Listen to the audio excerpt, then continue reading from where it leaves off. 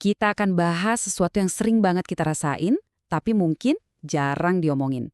Iya, soal perasaan iri, perasaan dengki, pas kita ngelihat rezeki orang lain, kok kayaknya lebih enak ya? Gimana sih sebetulnya pandangan Islam soal ini? Yuk, kita bedah sama-sama. Assalamualaikum warahmatullahi wabarakatuh. Saudara-saudariku, kaum muslimin wal muslimat rahimakumullah. Alhamdulillah ya, hari ini kita masih dikasih kesempatan buat bertemu lagi di channel ADRS Official. Semoga kita semua selalu dalam keadaan sehat, kuat, dan pastinya dilimpahi rezeki yang luas dan berkah.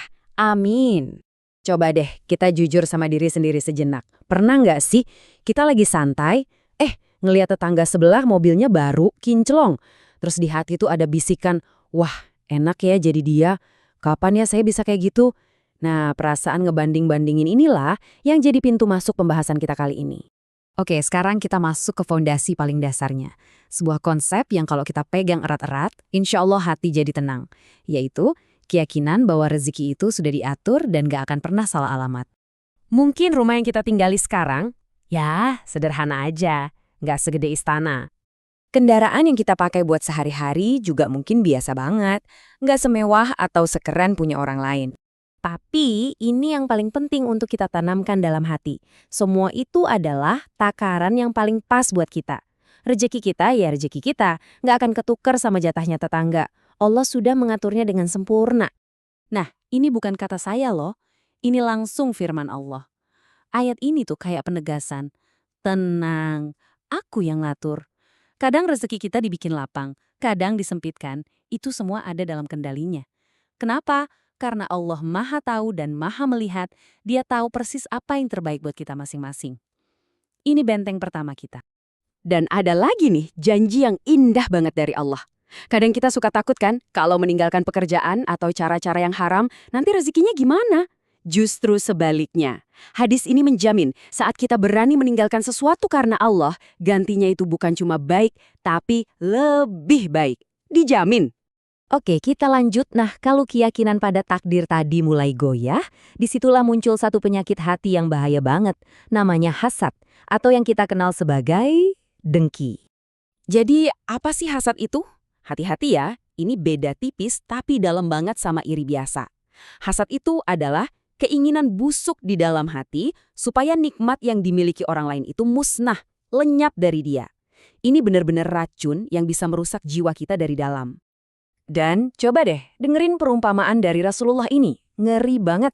Hasad itu bisa memakan kebaikan kita. Persis seperti api yang membakar habis kayu bakar sampai jadi abu. Bayangin, pahala sholat, puasa, sedekah yang kita kumpulin susah payah, bisa hangus tak bersisa cuma gara-gara api dengki di hati. Serem kan? Bahayanya nggak cuma itu. Orang yang hasad itu secara nggak sadar, dia lagi protes sama takdir Allah. Dia nggak ridho sama pembagian dari Sang Pencipta. Udah gitu, jelas ini merusak hubungan baik antar sesama. Dan, ya Allah sendiri melarangnya. Sampai kita disuruh berlindung dari kejahatan orang yang dengki di surat Al-Falaq. Tapi tunggu dulu. Apa semua bentuk iri itu dilarang? Nah, ini menariknya. Ternyata ada loh jenis iri yang justru diperbolehkan dalam Islam. Kita harus bisa bedain mana hasad yang tercela dan mana ghibthah yang justru dianjurkan. Biar gampang gini bedanya ya. Hasad itu kita lihat orang punya nikmat, terus kita doain dalam hati, semoga nikmatnya hilang. Ini jelas haram. Nah, kalau ghibthah, kita lihat orang rajin sedekah, terus kita bilang, Masya Allah, semoga saya juga bisa beramal kayak dia. Nah, yang begini ini boleh, bahkan bagus. Ini iri yang positif, yang jadi bensin buat kita berlomba-lomba dalam kebaikan. Ada satu hal lagi yang perlu kita waspadai, namanya penyakit ain atau mata jahat. Ini sumbernya nggak cuma dari dengki, tapi bisa juga loh dari sekedar kekaguman yang berlebihan tanpa dibarengi zikir. Makanya, penting banget kalau kita lihat sesuatu yang bikin kita takjub pada orang lain, langsung ucapkan Masya Allah, Tabarakallah. Biar jadi doa, bukan jadi penyakit.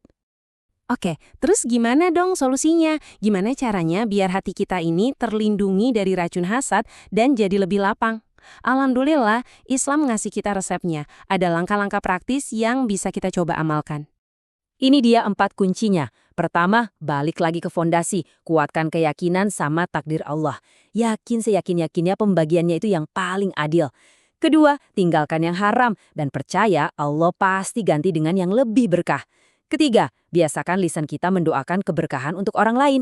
Lihat yang bagus, ucapkan Masya Allah.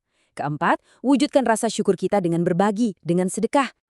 Jadi, pada akhirnya inilah intinya. Rasa damai, rasa cukup, rasa bahagia yang sejati itu nggak akan pernah kita temukan dengan terus-terusan membandingkan rumput kita dengan rumput tetangga. Ketenangan itu cuma datang dari satu sumber, iman yang kokoh pada keadilan dan kebijaksanaan takdir Allah. Baik, alhamdulillah. Terima kasih banyak atas perhatiannya. Semoga apa yang kita bahas hari ini bermanfaat ya. Mari kita tutup pertemuan ini dengan doa kafaratul majlis. Subhanakallahumma wa bihamdika, asyhadu an la ilaha illa anta, astaghfiruka wa atubu ilaik. Wassalamualaikum warahmatullahi wabarakatuh.